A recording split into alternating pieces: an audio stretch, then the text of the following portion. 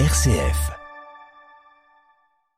Aujourd'hui, nous accueillons Pierre Paget, diacre et aumônier à l'hôpital de Châlons, un homme au parcours hors du commun qui raconte comment un événement dramatique à Djibouti l'a conduit à rencontrer Dieu et à consacrer sa vie au service des autres. Nous allons parler de sa foi, de sa mission auprès des malades et de son engagement au diaconat dans cette année où l'Église interpelle chacun sur son rôle de serviteur. Pierre Paget, bonjour. Bonjour. Merci d'avoir accepté notre invitation. Pierre Paget, pouvez-vous nous raconter ce moment charnière à Djibouti où vous avez senti pour la première fois une présence divine dans votre vie? Je suis d'une famille communiste et anticléricale. Donc j'ai pas été élevé dans le christianisme.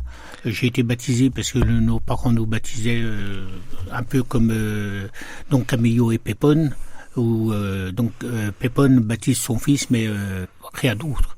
Donc j'ai pas eu de cursus catho. Et puis je me suis engagé en 72, en 83, je suis parti à Djibouti le 29 septembre. J'ai atterri à Djibouti et le 30 septembre au matin, on est venu me chercher à l'hôtel sous-officier pour m'amener me présenter à mon chef de corps. Donc la personne qui est venue me chercher, c'était un adjudant-chef, moi j'étais adjudant à l'époque, qui était le président des sous-officiers. Il était d'origine antillaise et Djibouti, c'est pas comme Châlons, il fait beaucoup plus chaud. Donc généralement les voitures toutes les vitres sont fermées, on met la clim à fond.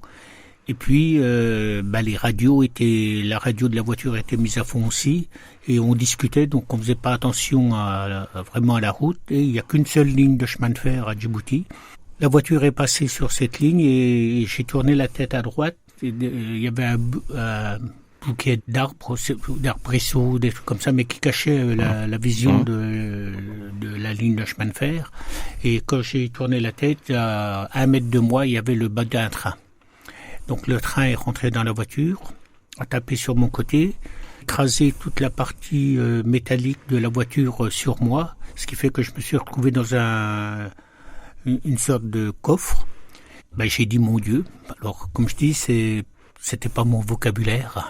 Quand je le raconte, j'ai toujours l'impression que je raconte une histoire de science-fiction ou d'héroïque fiction et compagnie. Mais ce qui s'est passé, alors un accident, ça se passe très très vite. Sauf que moi, j'ai eu l'impression que ça prenait un temps fou, j'ai eu l'impression que ça avait duré un temps indéterminé. J'étais comme dans une bulle de chaleur, mais une chaleur bienfaisante. C'était pas la chaleur de Djibouti, c'était quelque chose de doux, un peu comme, je suppose, quand on est dans le ventre de notre maman, qu'on est protégé par le placenta et tout. On ne veut pas en bouger parce que c'est l'endroit le plus merveilleux au monde qu'on puisse avoir, c'est le ventre de sa maman, puisque c'est un lieu d'amour. J'avais l'impression d'être un peu comme ceci.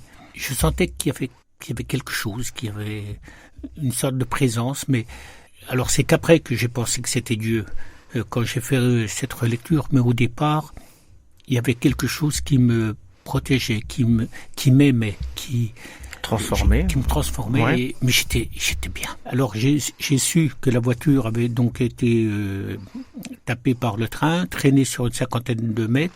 La voiture a tapé sur un rocher et a été décrochée du train, a fait 2 ou 3 tonneaux et est retombée sur ses roues. C'est ça qui m'a sauvé en fin de compte. Et mon camarade, lui, a été éjecté et décapité. Quand on est venu essayer de me sortir de la voiture, le miracle de la bulle qui me protégeait a disparu. Je me suis retrouvé, Pierre Paget, adjudant-chef, dans une voiture bloquée. Voilà. On sent l'émotion dans votre voix en racontant cette histoire et puis cette transformation en vous, justement, votre perception de Dieu et de la vie, on peut dire ça comme ça, Pierre Paget. Comment êtes-vous passé de simple curiosité à un engagement réel dans la foi, justement, quand vous traversez ce genre de période, de situation? Mais j'ai eu, comme je dis, la chance aussi qu'à Djibouti, il y avait une religieuse, sœur Françoise Robion, qui a fini sa vie dans notre diocèse. Elle m'a accueilli dans sa chapelle, elle était en train de balayer devant sa chapelle. Moi, j'étais dans ma chambre, puis j'étais paumé. En regardant par la fenêtre, j'ai vu cette chapelle, je me suis senti attiré par elle. Et là, il y avait cette sœur qui m'a accueilli avec le lendemain avec le père Blanc, le père Gustave. Puis ils m'ont dit que j'étais chez moi.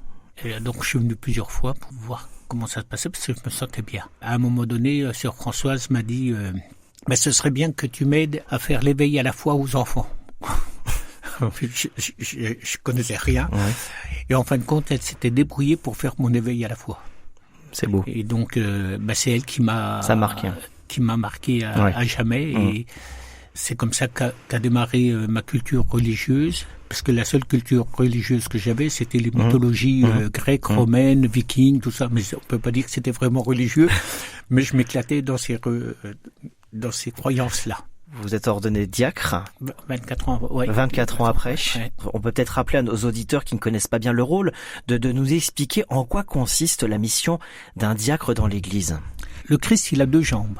Comme n'importe quel être humain et comme Jésus était tout homme et tout Dieu, il a une jambe qui est celle où il est le berger, qui guide le peuple, et puis il a une jambe où il est le serviteur, et donc nous, les prêtres sont la jambe qui dirige le peuple, le troupeau, le berger, et nous sommes le côté serviteur. Mais je peux pas dire que les prêtres ne sont pas des serviteurs pour autant, mais ils ont des charges qui font qu'il y a des fois ils ont pas toujours le temps, les pauvres non plus. Tandis que nous, on est là pour montrer la présence de Dieu dans le monde, même hors église. Donc nous sommes dans les hôpitaux, dans les prisons, au secours catholique, disons dans tous les organismes, les migrants, où il y a de la misère humaine. Et on doit être là pour être présence de Christ auprès de nos frères et sœurs. Et cela a tout son sens au final. Oui.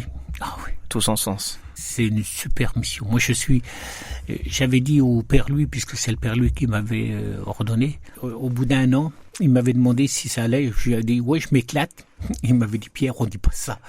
Tu peux dire que tu es heureux dans ta mission, mais pas que tu t'éclates.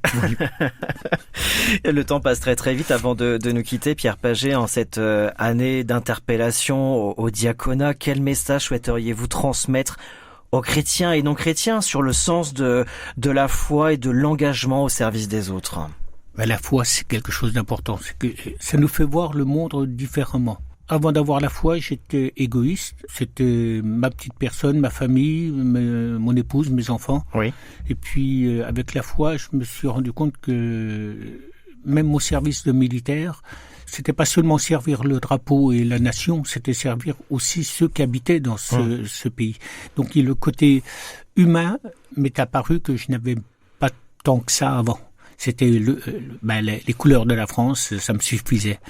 Ce qui est important dans cette mission, c'est que les chrétiens, il faut qu'ils s'engagent. Et les diacres, on en a besoin. Donc il faut pas avoir peur d'aller voir son prêtre et puis dire ça me pose question, parce on trouve ça tout à fait normal de le faire quand on veut devenir prêtre. Voilà, il y a pas tellement de démarrage des gens.